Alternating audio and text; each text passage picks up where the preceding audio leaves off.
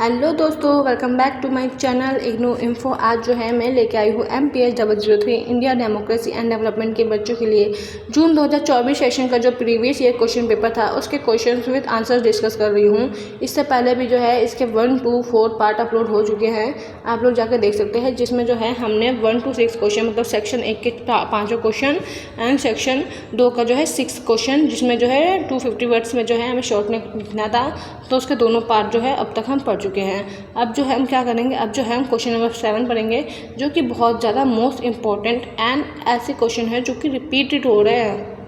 Question number 7 पढ़ते हैं, ठीक है। अब तक जो है हमने सारे क्वेश्चन कर लिया है। अगर आपको इसकी वीडियो देखनी है तो आप मेरे चैनल विजिट कर सकते हो, अदरवाइज अगर पॉसिबल हुआ तो मैं इंट्रोडक्शन मतलब कमेंट में या फिर होता है ना हमारा, याद नहीं आ रहा मुझे स्पेसिफिक वर्ड, डिस्क्रिप्शन में डाल दूँगी। ओके, तो अब जो है हम क्वेश्चन नंबर 7 पे चलते हैं। सो गाइस, ये रहा क्वेश्चन नंबर 7, जो कि हमसे है सस्टेनेबल डेवलपमेंट से रिलेटेड क्वेश्चन पूछा गया है। ओके, सो क्वेश्चन नंबर जो 7 है उसमें पूछा गया है कि explain the evolution of concept of sustainable development and the role of international agencies in protection of environmental।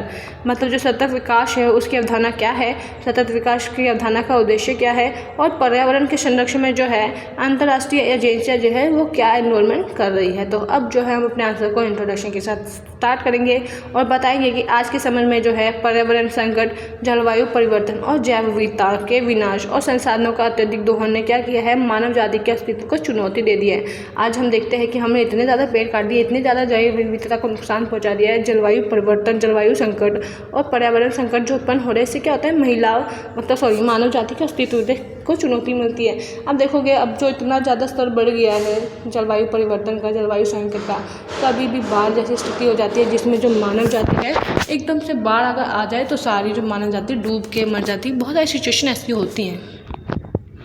In the face of increasing environmental degradation, sustainable development has emerged as a key framework to balance ecological protection with economic। तो अब जो है हम थोड़ा सा speed ज़्यादा बढ़ाएंगे। इस वीडियो में जो हम आगे के तीनों क्वेश्चन कवर करने का पूरा ट्राई करेंगे और पार्ट नहीं लाएंगे।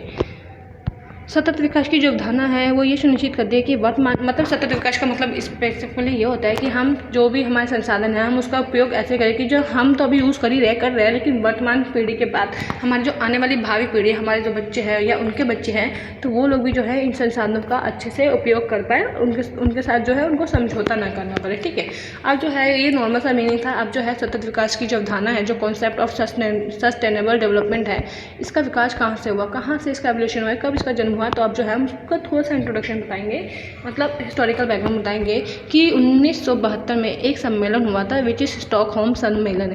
इसमें क्या होता है कि मानव पर्यावरण पर संयुक्त राष्ट्र सम्मेलन में वैश्विक स्तर पर पर्यावरण मुद्दों को मान्यता दी। मतलब 1972 में स्टॉकहोम सम्मेलन हुआ था, जिसमें मनुष्य के साथ साथ पर्यावरण संकट को लेकर के क्या हुआ था, आपस में जो है पर्यावरणीय मुद्दों को मान्यता दी गई और उस पर डिस्कस किया गया था। Stockholm conference was the first major international efforts to link environmental and development, environment और डेवलपमेंट को आपस में लिंक करने का कोशिश किया गया 1972 में। एंड जब सेकंड मीटिंग हुई थी 1987 में हुआ था, जो कि ब्रंटलैंड रिपोर्ट में हुआ था। मतलब रिपोर्ट आई थी एक 1987 में ब्रंटलैंड एक रिपोर्ट आई थी जिसका नाम है ब्रंटलैंड आवर कॉमन फ्यूचर। इसमें बताया गया था कि जो ब्रंटल आयोग है उसने रिपोर्ट में पहली बार क्या बताया, सतत विकास की परिभाषा प्रस्तुत की, मतलब सस्टेनेबल डेवलपमेंट का जो एग्जैक्टली डेफिनेशन है उसके बारे में बताया। एंड थर्ड चीज़ क्या होगी, जो 1992 में जो है रियो सम्मेलन हुआ, अर्थ समिट, उसमें जो है एजेंडा 21 नाम से क्या होता है, जलवायु परिवर्तन और जैव विविधता संरक्षण जैसे मुद्दों पर समझौते हुए। तो जो रियो सम्मेलन हुआ था उसमें एजेंडा, जलवायु और जैव विविधता से रिलेटेड टॉपिक्स पर जो है बात चली थी। एंड ऐसे ही जो है 2000 और उसके बाद से लेके जो है 6 शताब्दी विषय लक्ष्य मतलब MDGs और सतत विकास लक्ष्य मतलब SDGs, इन सारी चीज़ों पे जो है आज तक हम डिस्कस करते आ रहे हैं। जो सतत विकास है उसको सामाजिक आर्थिक अधिकारों से जोड़ते हुए जो है हम क्या करते हैं, 17 सतत विकास लक्ष्यों की घोषणा कर चुके हैं, जो कि हमें 2030 तक हासिल करने हैं। ये जो 17 SDGs है मतलब सस्टेनेबल डेवलपमेंट है गोल, ये जो है हमारा एक लक्ष्य है जिसमें हमने 17 लक्ष्यों को निर्धारित किया कि अभी हमें 2030 तक ये लक्ष्य प्राप्त करने हैं, ठीक है। और सतत विकास मतलब सस्टेनेबल डेवलपमेंट का उद्देश्य क्या है, मेजर ऑब्जेक्टिव्स क्या है वो बताएंगे हम। सतत विकास के अंदर हम क्या चाहते हैं कि हमारे पर्यावरण का संरक्षण हो, सामाजिक न्याय मिले और समानता हो, साथ में जो आर्थिक विकास है वो भी हो, गरीबी खत्म हो, संसाधनों का विवेकपूर्ण मतलब इस तरीके से यूज़ किया जाए कि आने वाली भावी पीढ़ी भी उसका यूज़ कर पाए, और भावी पीढ़ियों के लिए जो है हमारी ड्यूटी है ये। Sustainable development aims to ensure ecological balance, equity and social inclusions, economic progress, efficient resource management, integration, justice. तो पर्यावरण संरक्षण में जो है अब तक हमने बता दिया कि सतत विकास की अवधारणा क्या है, उसके उद्देश्य क्या है। अब जो है हम बताएंगे जो पर्यावरण संरक्षण है उसमें अंतर्राष्ट्रीय एजेंसी मतलब इंटरनेशनल एजेंसी जो है उसका रोल क्या है। हमसे क्वेश्चन में 2 क्वेश्चन पूछे गए थे, ऐसा नहीं कि आपने, देखो मैं दिखाती हूँ जो क्वेश्चन 7 इसको ध्यान से देखो। विकास की अवधारणा पूछी है, उसका उद्देश्य पूछा है, पर्यावरण संरक्षण को लेकर एजेंसी क्या भूमिका पूछी है। 3 क्वेश्चन है, हमने बताया 3 क्वेश्चन, ध्यान से देखो। सबसे पहले हमने इंट्रोडक्शन आंसर स्टार्ट किया, फिर जो विकास सतत विकास की जो अवधारणा है उसका मतलब बताया हमने। ये देखो विकास कैसे हुआ, उसके एग्जैक्टली मतलब क्या है वो चीज़ें बताई है हमने, और कौन कौन सी मीटिंग कब हुई और उसके अंदर क्या क्या हुआ बताया हमने। अब जो है उसके बाद फिर हमने ये बताया कि अब जो है उसके बाद हमने 17 सस्टेनेबल डेवलपमेंट सेलेक्ट किए हैं 2030 तक। देन उसके बाद क्या हुआ कि जो सस्टेनेबल डेवलपमेंट है उसके उद्देश्य क्या है वो बताया हमने। क्वेश्चन नंबर 2 कंप्लीट हुआ। मतलब उसमें जो क्वेश्चन, अब 3rd क्वेश्चन क्या पूछा था कि जो भी अंतर्राष्ट्रीय मतलब इंटरनेशनल एजेंसीज है ना उसका क्या इन्रोलमेंट है किसमें, इन्वायरमेंटल प्रोटेक्शन में। अब जो है हम ये चीज़ें बताएंगे, ओके। सबसे पहले हम बताएंगे यूएनईपी के बारे में कि जो संयुक्त राष्ट्र पर्यावरण कार्यक्रम है इसके थ्रू ये जो एजेंसी है, ये जो इंटरनेशनल एजेंसी है ये क्या कहती है पर्यावरण को लेकर।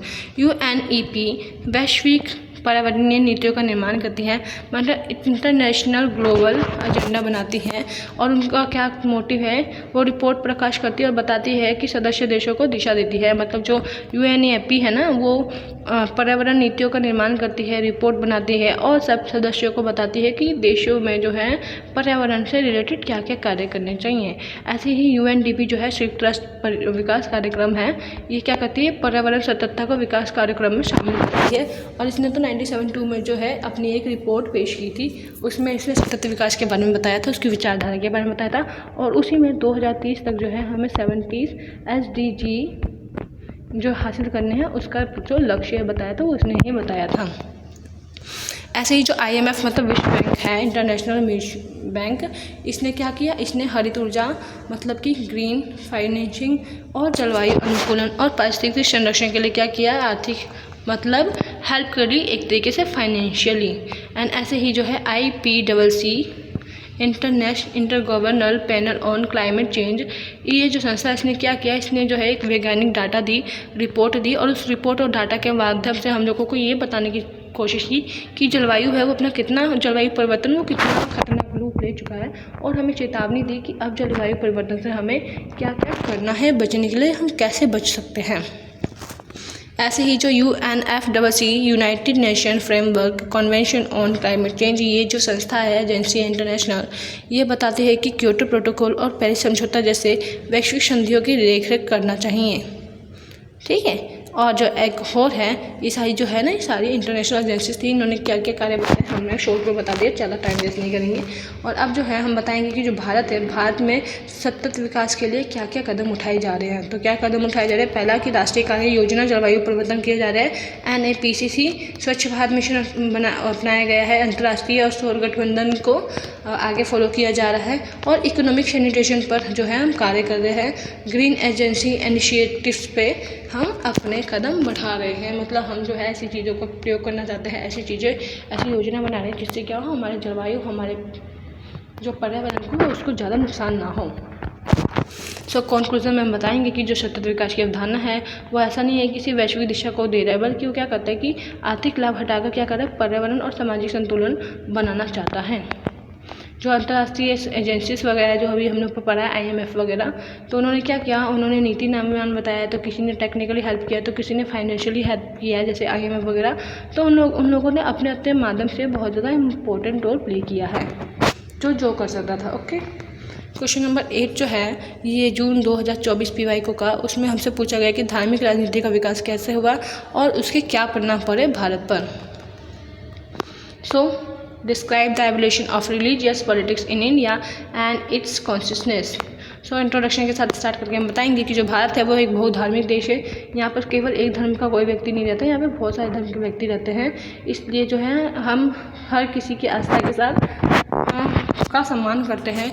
लेकिन आज़ादी के बाद क्या हुआ कि जो धर्म की राजनीति है उसका उपयोग होने लग गया। कैसे?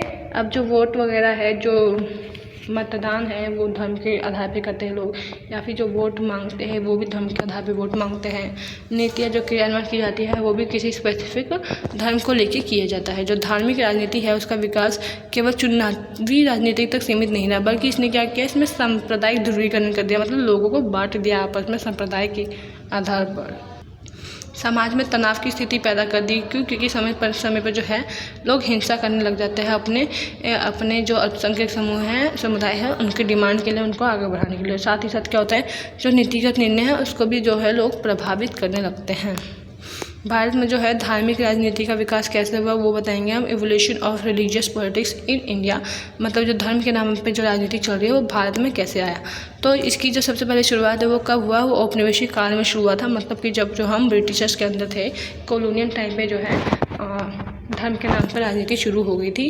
तभी तो देखोगे आप, बंगाल का विभाजन हुआ, ब्रिटिशर्स ने क्या किया, फूट डालो और राज करो की नीति अपनाई। और इसके तहत क्या किया उन्होंने, धार्मिक समुदाय को क्या किया, राजनीतिक रूप से विभाजित कर दिया। The British colonial policies of divide the rule politicise religious identities leaded to separate electorate in 1999 Muslim and others. मतलब जो उन्होंने क्या किया, उन्होंने जो है एक वो होता है प्रतिनिधि चुनाव बना ली। मतलब उसमें ये होता है कि ऐसा कानून बनाना जिसमें जो है हर क्षेत्र से उस एक अलग धर्म का व्यक्ति खड़ा होगा, उस संप्रदाय का, और उसको वोट भी सिर्फ उसी संप्रदाय के लोग कर सकते हैं, अदर कम्युनिटी के लोग नहीं कर सकते। जिसको इंग्लिश में तो बोलते हैं सेंट्रल इलेक्टोरेट, और हिंदी में मुझे वर्ड याद नहीं आ रहा, बाद में बताऊँगी अगर याद आया तो। हाँ, पृथक निर्वाचिका, मतलब पृथक मतलब अलग अलग धर्मों के लिए अलग अलग निर्वाचक के वो बना दिए गए। 1947 में जब उन्होंने भारत को आज़ाद किया तो उन्होंने क्या किया, भारत का पार्टिसिपेशन कर दिया पाकिस्तान और इंडिया में, जिससे क्या हुआ, सांप्रदायिकता को बढ़ावा मिला और हिंसा भी छेड़ी गई। और आज तक जो है उसका प्रभाव देखने को मिलता है। भारत पाकिस्तान विभाजन के बाद धर्म के आधार पर विभाजन किया। किसने? ब्रिटिशर्स ने। संप्रदाय और हिंसा ने राजनीति को बहुत ज़्यादा इम्पैक्ट किया, पॉलिटिकली या फाइनेंशियली। साथ ही देखेंगे कि हम जो धर्मनिरपेक्ष संविधान है और जो व्यवहारिक चुनौतियां हैं वो कैसे हमारे सामने उभर के आई।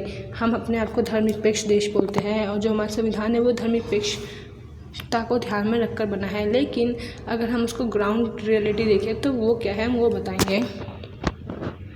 भारतीय संविधान धर्मनिरपेक्ष है, लेकिन अगर हम प्रैक्टिकली देखें तो बहुत सारे जो दल है, बहुत सारी जो पार्टीज है, रीजनल पार्टीज, वो धर्म के आधार पर ही बनी है और वो धर्म के आधार पर जो है वोट मांगती है और चुनावी लाभ कमाती हैं।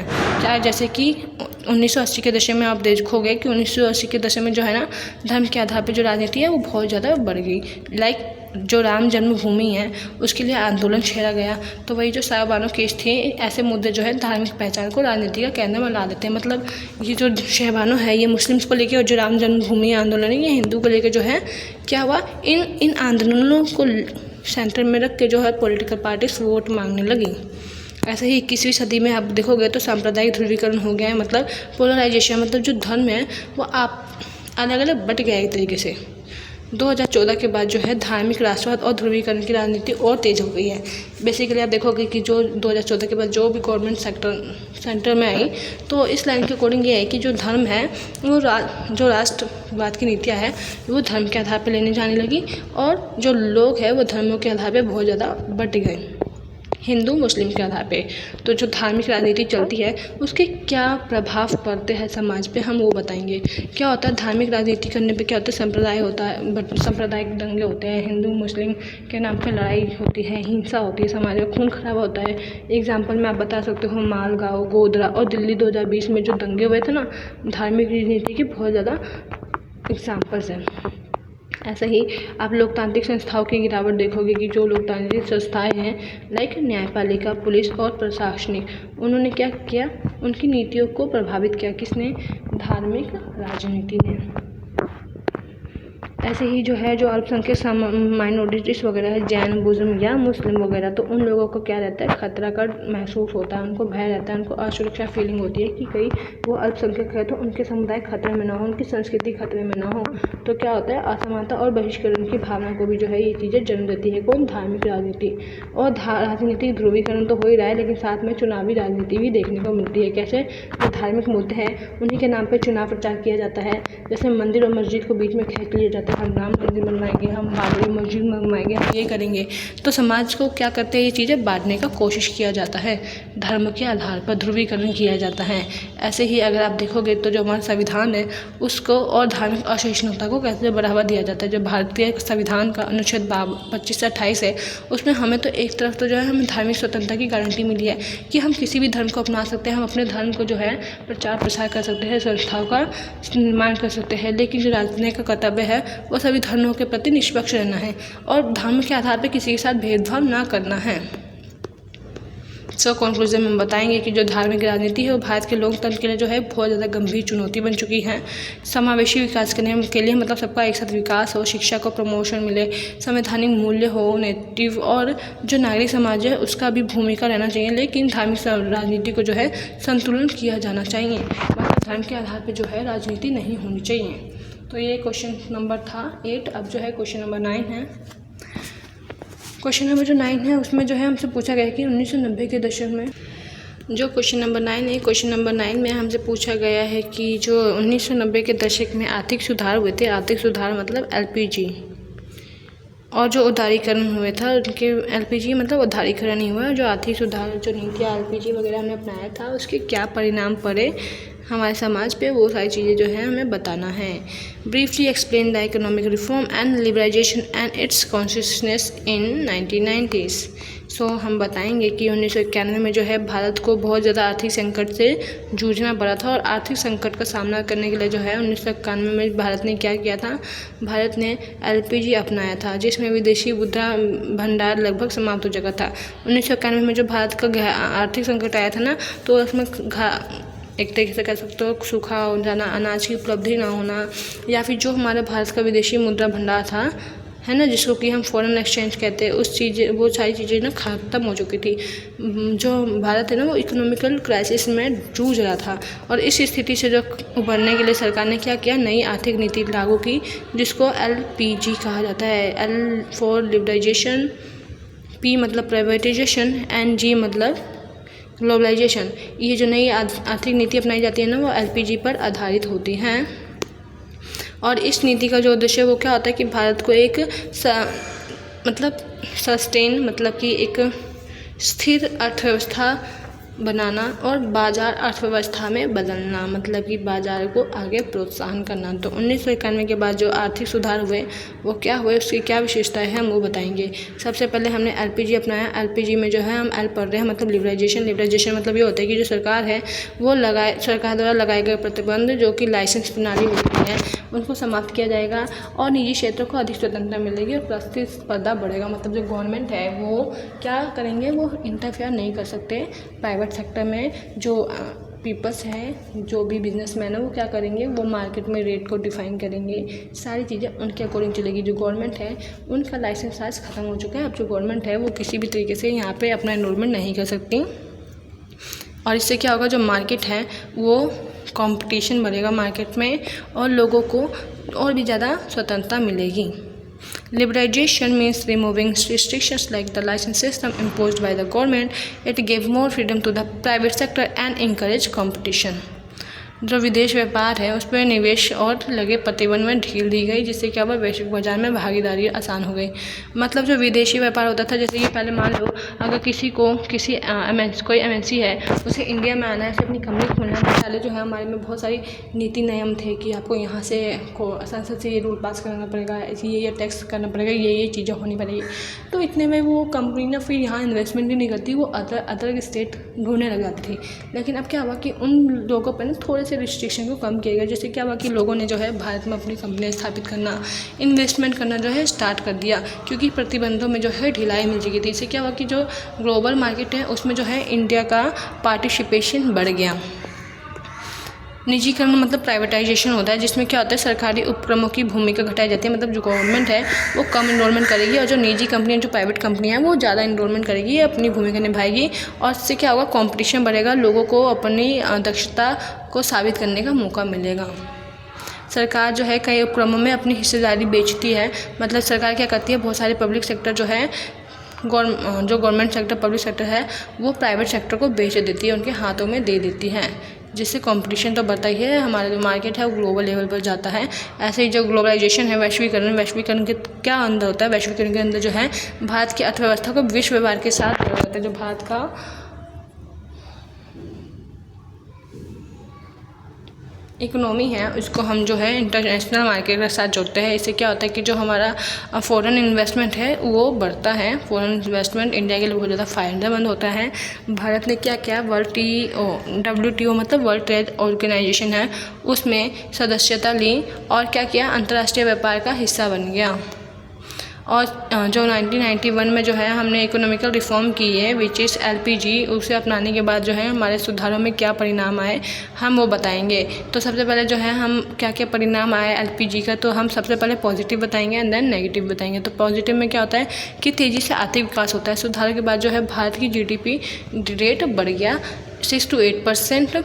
से साथ में क्या हुआ, सेवा क्षेत्र का विस्तार हुआ। मतलब जो IT है, BP है या जो वित्तीय सेवाएं हैं वो ज़्यादा तेज़ी से बढ़ने लगी।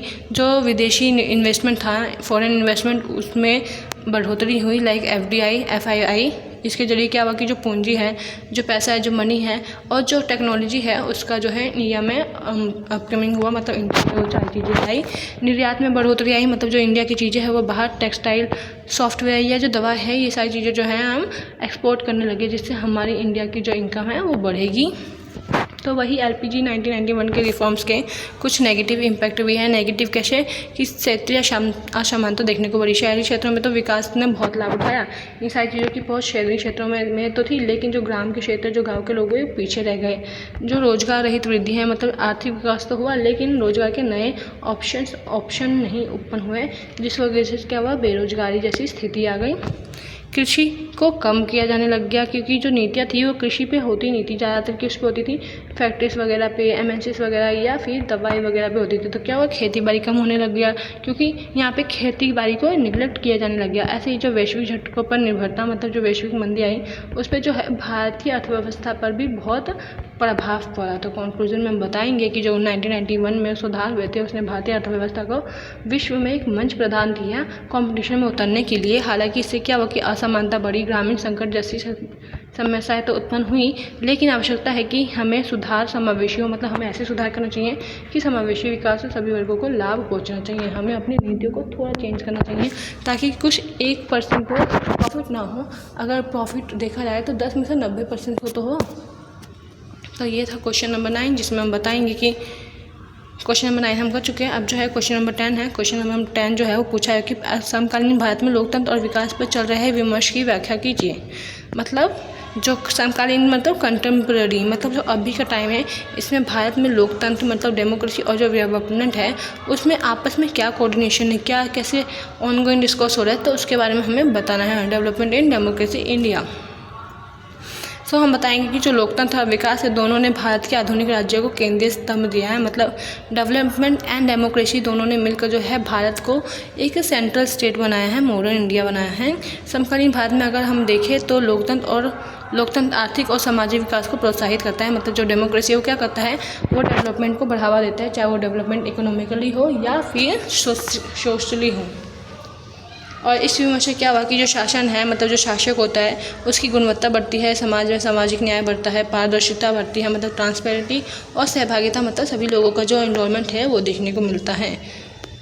लोकतंत्र और विकास के बीच में क्या रिलेशनशिप है हम वो बताएंगे, है ना, कि लोकतंत्र में कैसे विकास अपना उत्तरदायित्व निभाता है। तो लोकतंत्र में उत्तरदायित्व हेडिंग डालेंगे और बताएंगे कि जो चुनाव है, जो मीडिया की स्वतंत्रता है, जो मीडिया है, प्रेस वगैरह है, उनको इतनी फ्रीडम दी गई है कि वो क्या करते हैं, सरकार जनता के प्रति उत्तरदायी बना देते हैं। मतलब अगर कोई भी सरकार ऐसा कोई भी कार्य कर रही है जो कि गलत है, तो जो मीडिया है उनको ये राइट है कि सरकार की गलतियों को वो TV पे लाए, न्यूज़ में दिखाए, और इससे क्या होगा कि जनता है वो जागरूक होगी। तो जो गवर्नमेंट है उसको जनता के प्रति उत्तरदायी बनना ही पड़ेगा, जनता को जवाब देना ही पड़ेगा। सहभागिता और नीति निर्माण बढ़ाती है कौन, लोकतंत्र मतलब जो लोकतंत्र में सभी वर्ग है, जितने भी महिलाएं हैं, कृषक है, खेती है, दलित है या अन्य वर्ग संख्यक है, उन सबको क्या है नीति निर्माण में जो है राइट्स मिलने लग गया और लोगों का जो है पार्टिसिपेशन देखने को मिला। मानव विकास पर जो है लोकतंत्र फोकस करता है, फोकस ऑन ह्यूमन डेवलपमेंट। क्या करता है लोकतंत्र? केवल जीडीपी नहीं बल्कि ये भी फोकस करता है कि एजुकेशन मिले सबको, हेल्थ मिले सबको और राइट्स वगैरह मिले, जिससे क्या हो कि सब अपना अपना विकास स्वयं करने में कैपेबल हों। समकालीन वर्ष के मतलब आज के समय में हम देखें तो जो विकास है, डायमेंशन है, उसके क्या क्या प्रमुख आयाम हैं वो पढ़ेंगे। तो आर्थिक विकास बनाम लोकतांत्रिक संस्थाएं। आर्थिक विकास बनाम मतलब वर्सेस लोकतांत्रिक संस्थाएं क्या हैं, तो हम वो बताएंगे कि कुछ लोग मानते हैं कि तेज विकास के लिए जो है सख्त शासन का होना जरूरी है, जबकि लोकतंत्र निर्णयों को धीमा बनाता है। जो लोकतंत्र है वो बहुत स्लो काम करता है, लेकिन कोई सब मोस्टली लोग ये बोलते हैं कि अगर आपको विकास करना है तो आपके अपने शासन को बहुत ज़्यादा स्ट्रिक्ट बनाना पड़ेगा। तो इसी कारण क्या होता है कि सामाजिक असमानता और हाशिएकरण देखना पड़ता है कि जो समाज में जो छोटे वर्ग है, जो ऐसे रह गए, जो पिछड़े रह गए, तो उनमें क्या होता है, उनमें लाभ नहीं पहुंच पाता, बहुत सीमित लाभ उठा पाते हैं वो, जिससे क्या होता है जो हाशिए पे रहने वाले समुदाय हैं उनको लोकतंत्र से निराशा मिलती है और वे लोकतंत्र में विश्वास नहीं कर पाते हैं। संवैधानिक संस्थाओं पर दबाव बनता है लोकतंत्र में, कैसे जो ईडी है, सीबीआई है, चुनाव आयोग है, ये संस्थाएं जो है स्वतंत्रता पर सवाल खड़े कर सकती हैं, उठा सकते हैं। तो गवर्नमेंट को जो है उत्तरदायी बनना पड़ेगा। जन आंदोलन करा जाता है, समय पर जो है लोग आंदोलन करते हैं अपने अधिकारों को मानने के लिए, जैसे कि आरटीआई मतलब जो 2005 में था ना, आरटीआई राइट टू इन्फॉर्मेशन, तो हम इसके थ्रू गवर्नमेंट से इंफॉर्मेशन जान सकते हैं। नरेगा हो गया, किसान आंदोलन हो गया। इससे क्या होता है कि जो लोग हैं वो लोकतंत्र को जीवित बनाए रखते हैं कि सारी अधिकार जो है ना मांगते हैं, तो ऐसा पता लगता है कि जो गवर्नमेंट है उसको सारे कार्य करने पड़ेंगे, क्योंकि जो जनता है वो जागृत है, जनता अपने अधिकारियों के प्रति जागृत है। जो सरकार की नीतियाँ है, जो लोकतंत्र है और जो विकास है, आपस में इन सबका कोऑर्डिनेशन कैसा है, बैलेंस कैसा है, वो बताएंगे हम कि जो नीति आयोग है, डिजिटल इंडिया है, स्मार्ट सिटी है, ये सारे जो मिशन है ना, इन सब कार्यक्रमों ने क्या किया है, विकास के नए मॉडल को प्रस्तुत किया है, मतलब डेवलपमेंट करने का एक नए नए जो मॉडल है उनको प्रस्तुत किया है। हालांकि नागरिक स्वतंत्रता और अभिव्यक्ति की स्वतंत्रता पर अंकुश लगाना की घटनाएं हम आज भी देख सकते हैं, जिससे क्या होता है कि संतुलन को चुनौती मिलती है। तो कंक्लूजन में हम बताएंगे कि जो लोकतंत्र है और जो विकास है, वैसे तो वो एक दूसरे के पूरक है, विरोधी नहीं है, लेकिन ये जरूरी है कि दोनों को आपस में मिलकर कार्य करना पड़ेगा। विकास समावेशी होना चाहिए, पारदर्शिता होनी चाहिए और जो गवर्नमेंट है उसको उत्तरदायी होना चाहिए, तभी जो है हमारा जो विकास है लोकतंत्र है स्थायी रूप से कार्य कर सकता है। समकालीन भारत में देखा जाए तो जो ऐसे मॉडल, हमें ऐसे मॉडल की आवश्यकता है जहाँ पर लोकतंत्र की मूल्य पर विकास की इमारत खड़ी हो, मतलब हमें ऐसा मॉडल अपनाना चाहिए, ऐसे मॉडल की जरूरत है जहाँ पे जो हमारा डेमोक्रेसी है ना, उसकी जो मूल्य है, मतलब जो बेसिक चीज़ है, जो वैल्यूज़ है, उसको कोई खतरा ना हो और हमारे विकास की इमारत खड़ी रहे, मतलब हम आगे विकास करती रहें। तो ये थे क्वेश्चन नंबर 10 तक। अब इसके बाद कुछ और इम्पोर्टेंट क्वेश्चन है वो मैं अदर वीडियो में बात करवाऊँगी। बाकी ये थे मोस्ट इम्पॉर्टेंट क्वेश्चन, नहीं ये थे जून 2024 के PYQ के क्वेश्चंस का आंसर डिस्कशन। तो ऐसे ही और वीडियोस के लिए जो है आप मेरे चैनल को सब्सक्राइब करें। बाकी आपको ये वीडियो कैसी लगी कमेंट करके ज़रूर बताना। Thank you so much for watching my video and एक लाइक तो बनता है।